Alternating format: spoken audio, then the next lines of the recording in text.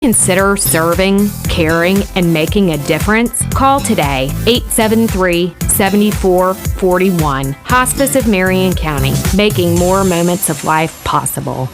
Ocala's information station, 1370 WOCA. Ocala!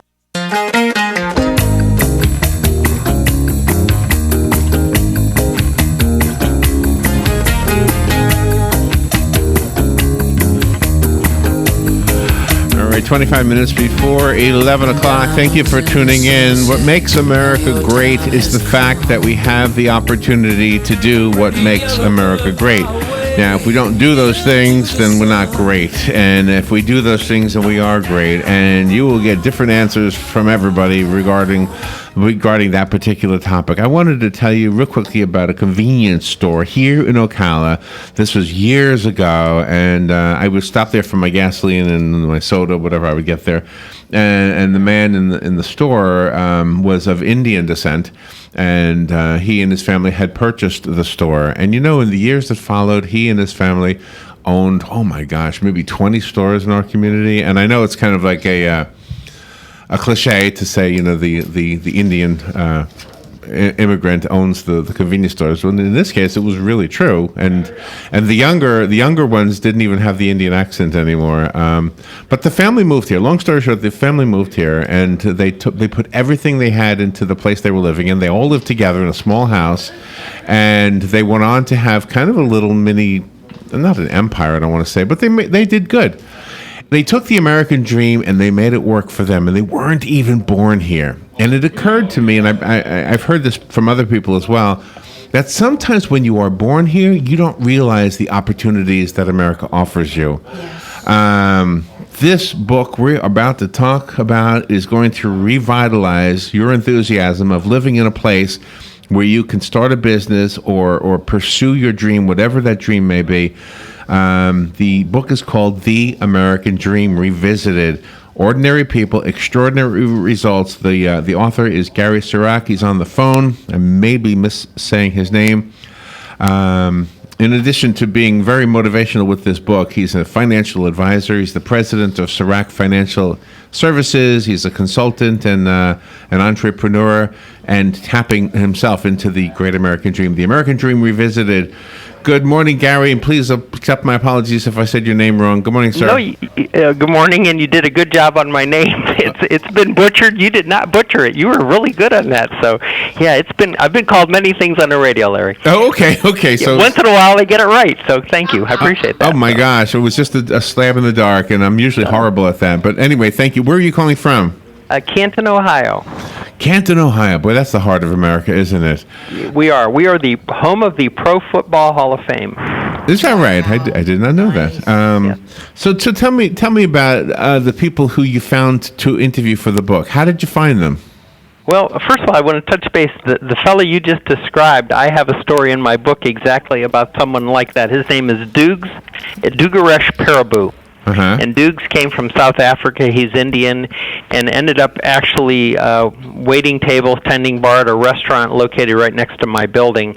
And we became friends.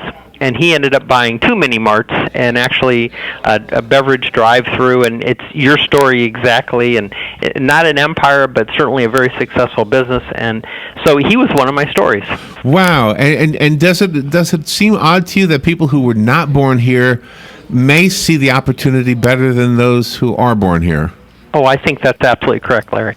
I think we have a tendency to take things for granted, and people who come from other countries look and they're just floored. I will never forget, I was fortunate enough to coach a baseball team for my son, and this is back many years ago, and they were like 13-year-old, 14-year-old kids and 12-year-olds, and 3 Russian families had immigrated to Canton, Ohio, and they showed up on my baseball team, which was fascinating because they didn't speak English and they had never played baseball. Oh, wow. And so eventually they learned how to speak English. They watched TV to learn how to speak English, by the way. But one of them, when I asked him what was the most important thing or the most significant thing that had happened to him since he had been in Canton, Ohio, in the States, and he said, grocery stores. He said, I walked into this grocery store, it's called Fisher's, and he said, I've never seen that much food in my entire life. And he said it was just on shelves waiting for people to. He said I just started crying. Oh my! What year was that? How long ago was that?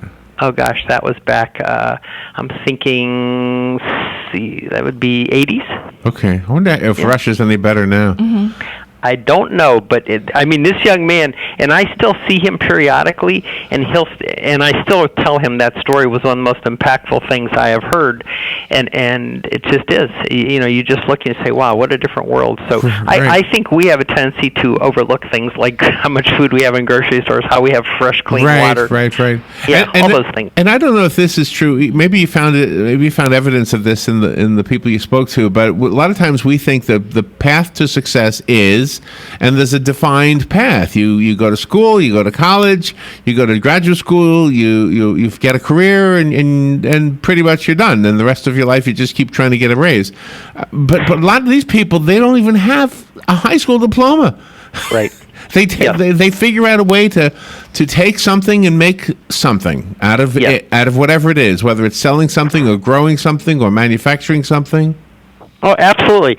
So I'm going to go back to your question, the first question, which I didn't answer, and I apologize for that.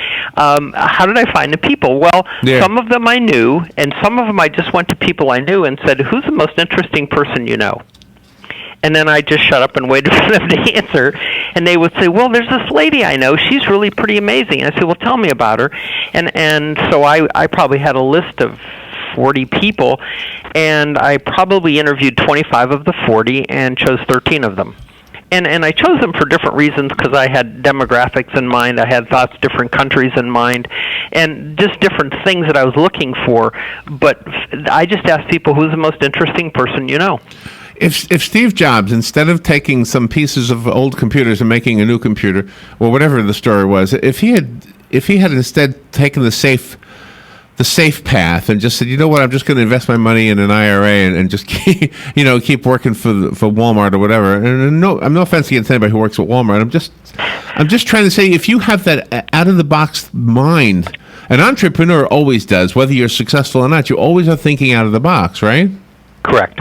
Absolutely. So are all of these people similar in that way, or are there no similarities? No, they're really not. Some of them weren't entrepreneurs at all. I'll tell you what was real interesting. All of them were really mostly concerned, I shouldn't say mostly, they were all concerned with food, clothing, and shelter. That's what they were motivated by. They had a family. They're trying to provide enough food for their family, warm coats and shoes, and a place to live. And really, that was the focal point. It's really interesting. There's one man I wrote about. He's an old order Amish.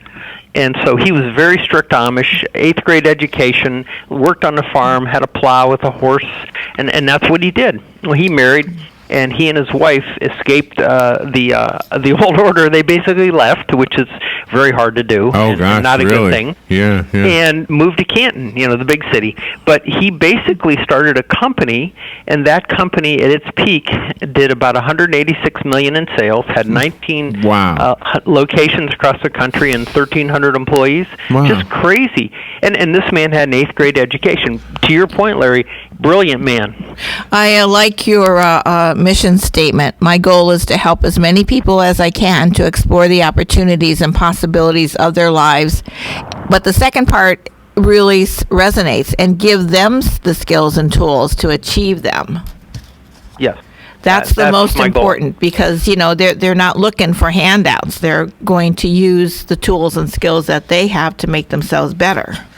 Absolutely, and that really was critical in the book. So how did I write the book is kind of an interesting story. I have a financial services company. Most mornings, all of them, I stop at one of these coffee shops and I get a mocha. And the morning that this all kind of happened in a weird way, I stopped at a place called Karma Cafe right down the street from my office. I'm sitting in there, it's 8 o'clock in the morning, and I'm sipping my mocha, and I'm thinking about, my day, my week, my month, my life maybe. I don't know what I was thinking about, but something. And in walk 4 college students who sit directly behind me. And they start talking about the American dream. But they weren't talking about it nicely. They were talking about college debt and credit card debt and lack of jobs. And then they started calling it the American disaster. Oh my gosh. That hit a nerve, and I was not happy, and I listened, and then the young man who didn't say much said, listen, I don't really agree with you guys. I think I'm going to graduate from school. I'll pay off my debts. I'll pay off my cards. He said, I'll get a good job. He said, I'll have a great life. They just shot him down. Oh, my.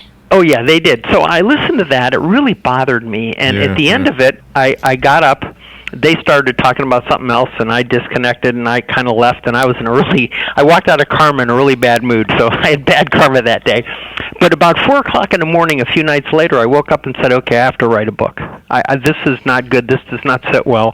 And it really had bothered me the entire time. And I started this book idea, and really what you're talking with me today is the results of really about 2 or 3 years of real hard research and talking to people, and I love that's what we got. I love what you just said. I've had a similar conversation. Here's the conversation the way I want to repeat it, and this is not a specific person. We do a radio show, so a lot of this is kind of a conglomerate of things we've said on the air to callers. And so one of the things is in America, you can start a business. It's really cheap to just get a business license and open up your shop. And then we have free enterprise. So the word free enterprise sometimes strikes people in a bad way because they say it's not free. You got to pay taxes. You got to file this and that and the other thing. Uncle Sam's got to know every step you're taking. And then I said, well, how is it? I mean, isn't it more free to start a business, easier to start a business here than any other country that I know of? I mean, even in countries that people brag about their business, the other business practices, Germany comes to mind, England comes to mind. There's a lot more red tape that they have to go through than if you wanted to open up like a roadside, vegetable stand or something like that. You could start somewhere. Yes. And you're right. We have so much opportunity. So one of the things that really strikes me, and your point's really well taken, and I agree 100%, we have so much opportunity, but we're so lost in the shuffle, and we don't even acknowledge what's around us. So I had the opportunity about a month ago to speak to 200 high school students. They were having a writing contest, and they invited me to come and be a keynote speaker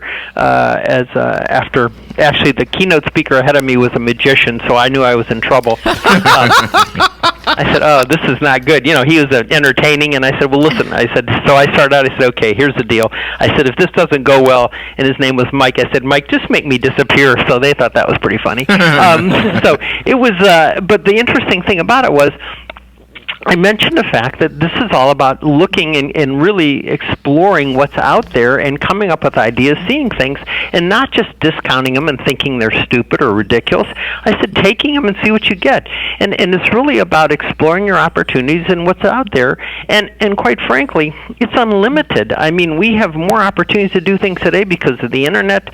Yeah, there's problems and there's issues. It's the real world. Yeah. But the real world's always been a real world. There's always been problems and issues. They're just different. And it just boggles my mind that common sense flies out the window. I mean, you saw it during this past election for the president. I mean, the not to make this really political using Larry's words, but, the school was brought up, college and student loans were brought up by the Democrats, and they said that they want everybody to go to college for free, and they don't want anybody to pay back their student loans. Well, I mean, the people that have the student loans, like you pointed out earlier, they want to take that responsibility of bettering themselves first by going to school, paying for the education, and then paying it back so they can give back to the community. No question. And there's something else that I found a bit problematic, and that is when you give something to somebody for free, they don't really appreciate it so much. It's why I don't give my book away very often, because people I give my book to almost never read it. People who buy my book read it. In fact, a lot of people, I will say, listen, you know what, I'll sign this when you come back and tell me what you think of the book. And they look at me like I'm kind of crazy, but I say, listen, you buy the book, we'll have a discussion. They say, well, okay. And it's amazing how many people don't get back to me, so I don't know if they read the book or not. But the point was, I was after the fact that if you put your own money on the table, you're going to be more interested in reading my book. Same thing with college. You have a vested interest. I think there's lots of ways to handle college, and we do it in our financial advising group all the time. We talk about different options. But the point is, I love the fact that students have some cost. There's something there that says, hey, I'm responsible for some of this. Exactly. It just makes you appreciate it. Some of us have families that have been here in America a short enough amount of time that we remember the old accents. I remember the accents in my early family, the German accents. I remember the Italian accents in other people's families. So these were in my lifetime. I know that the immigrants happened just before, I guess, I was born. And many people listening right now are immigrants that just came here now. This is it's an amazing opportunity, and we can make it work. The Founding Fathers figured out a way to make it possible that you can succeed or fail on your own, and that succeed part is always there. Even if you fail, you can get back up again. The American Dream Revisited. On the other side of the break, I want to ask Gary Sirak about specifically to tell us some of the stories in the book. He's got 13 of them, 13 different people who took a hold of that dream and made it a reality for themselves. So we'll be right back. The weather is brought to you by myfwc.com. Safe boating is no accident. On this Tuesday, partly sunny, very warm and humid with a stray shower along the coast. The high 81 at the coast, 87 inland. And patchy clouds Tuesday night, maybe some fog around late at night and into early Wednesday. Low 63 to 67. Later Wednesday, sunshine, some clouds, and very warm, high 82 in the coast to 88 well inland. From the Florida Weather Center, I'm meteorologist Joe Lundberg. Get it for less at the DIY Home Center outlet. Get top quality real wood cabinets the same or less than the big box stores are selling the cheap stuff. And that's not all. Drywall screws big box stores are $6.47 a pound. At DIY, only $4.99. Plus, DIY has the largest selection of mobile home parts and accessories anywhere. From carpet to doors, get the DIY supplies you need for less. The DIY Home Center outlet. We are your building material closeout store. 2191 Northwest 10th Street, just 2 miles east of I-75. Want to go exploring with all the comforts of home? Discover the best of both worlds at the Ocala RV Show, March 2nd through 5th at Florida Horse Park. Thursday through Sunday, discover loads of RVs, great rates. Win 2 $100 gift cards every day, no purchase necessary. Adults $5, kids under 16 free. Thursday, buy one admission, get one free. Sunday, free admission with blood donation to Life South Community Blood Center. $2 off for military and first responders each day. It's the Ocala RV Show. All right, 8 minutes before 11 o'clock. We had somebody on the show, Robin, an old New Yorker. I think it might have been Carl Reiner, the entertainer. Uh-huh. And he was telling us how he had a story. I don't know if he remembered it or somebody he knew who was of a guy in New York who was a hot dog vendor. Just one of those guys with a little push cart in the street. And it was during the Depression. And the businessman would stop and get hot dogs and ask him, boy, how's business for you? It's horrible for me. And he said, "Oh, it's great." He didn't even know there was a depression going on, and I don't know. Sometimes it's all a matter of perspective. All right, Gary Sirak is our guest. The book he has written is outstanding. It's called The American Dream Revisited. It's a very small book, by the way. You will take this with you, and it's like a dose of inspiration. I think it'll motivate you. So tell me you told us one about the Amish guy. Tell us one of the other stories in the book. Well, there's a couple.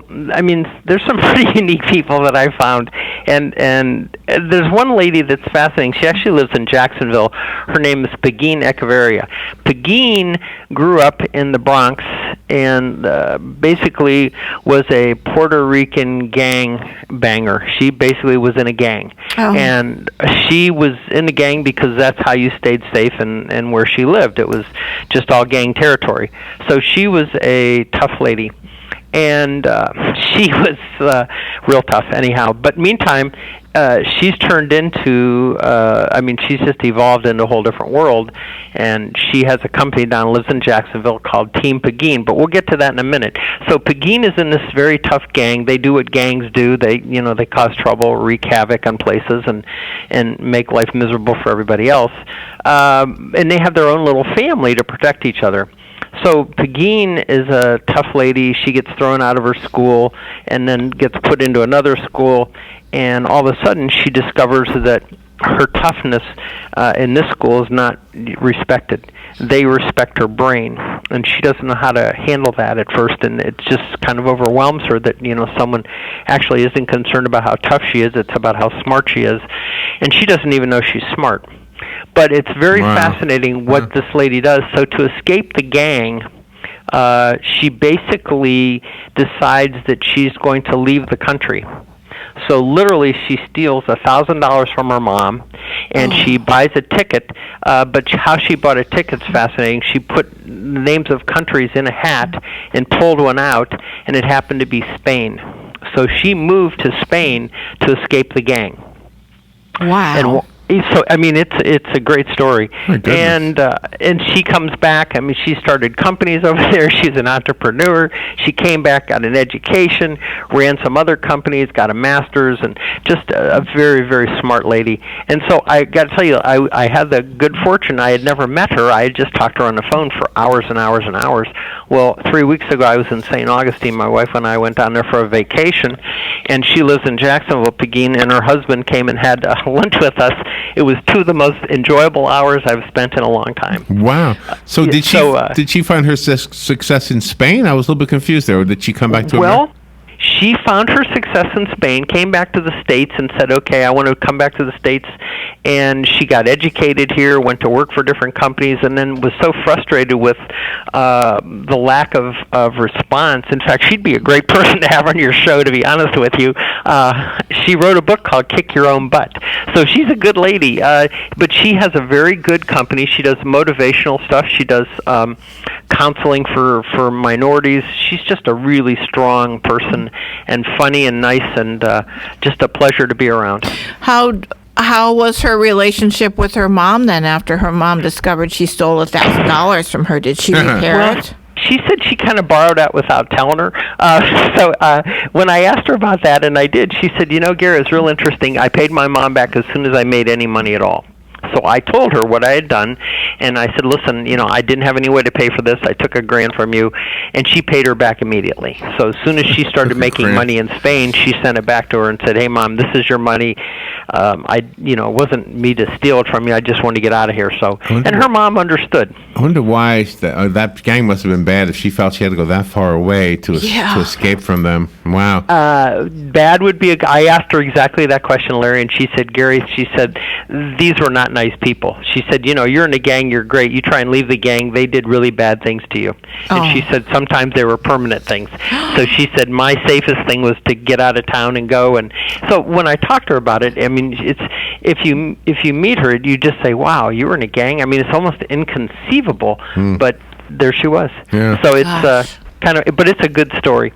The other story that is very striking, there's a man who survived 7 Holocaust camps. Wow.